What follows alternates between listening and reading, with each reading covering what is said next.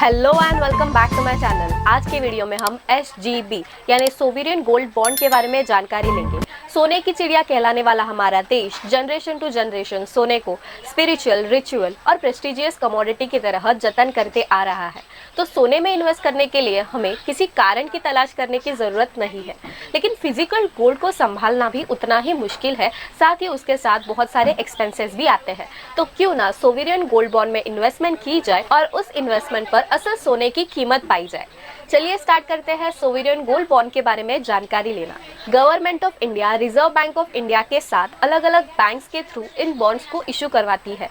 ये बैंक सरकारी बैंक्स हो सकती है, प्राइवेट बैंक्स हो सकती है या फिर गवर्नमेंट ऑथराइज पोस्ट ऑफिस भी हो सकते हैं। साल में 5 से 6 बार सीरीज वाइज ये बॉन्ड्स इशू होते हैं और इसे सब्सक्राइब करने के लिए हमें एक प्रोसीजर के थ्रू जाना पड़ता है। मैं आपको नेक्स्ट वीडियो में प्रोसीजर अच्छे से समझा दूंगी। इस वीडियो में हम देखेंगे कि सोवरियन गोल्ड बॉन्ड है क्या।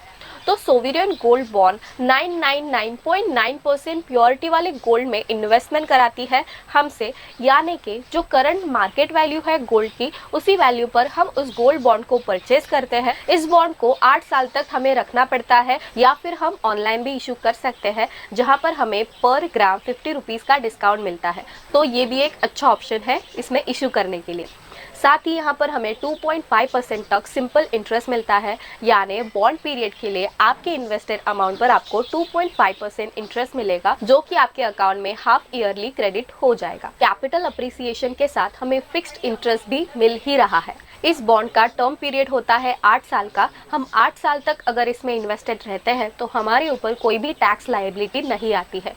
जो अमाउंट इसमें हम इन्वेस्ट करते हैं इस पर भी हमें डिडक्शन मिलता है। साथ ही इस पे जो हमें इंटरेस्ट इनकम होगी, यहाँ पर भी हमें कोई भी टैक्स नहीं देना है अगर हम पूरे 8 साल तक इस बॉन्ड को होल्ड करते हैं। याद रखिए दोस्तों, पूरे 8 साल तक हमें उस बॉन्ड को होल्ड करना है, तभी हमें इंटरेस्ट में बेनिफिट होगा, नहीं तो हमें अपने करंट स्लैब रेट के हिसाब से इंटरेस्ट देना पड़ेगा।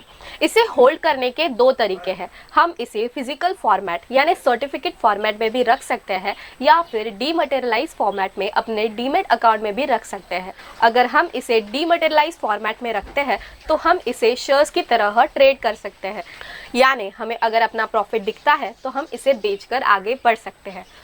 अगर हमें अपने पोर्टफोलियो को डाइवर्सिफिकेशन देना है तो गोल्ड में इन्वेस्टमेंट तो करनी ही चाहिए, और सोवरियन गोल्ड बॉन्ड के जरिए हमें गवर्नमेंट बैक स्कीम में इन्वेस्टमेंट करते हैं, जहां पर गारंटीड रिटर्न्स मिलते हैं गवर्नमेंट ऑफ इंडिया की तरफ से। ये सोवरियन गोल्ड बॉन्ड साल में 5 से 6 बार सीरीज वाइज इशू किए जाते हैं। इनमें इशू करने के लिए हमारे पास 5 से 6 दिन का टाइम होता है। तो अगर हमें सोवरियन गोल्ड बॉन्ड को परचेस करना है तो हमें फर्स्ट डेट को इशू करना है और एंड में हमें पता चलेगा कि हमें वो सोवरियन गोल्ड बॉन्ड इशू हुआ है कि नहीं।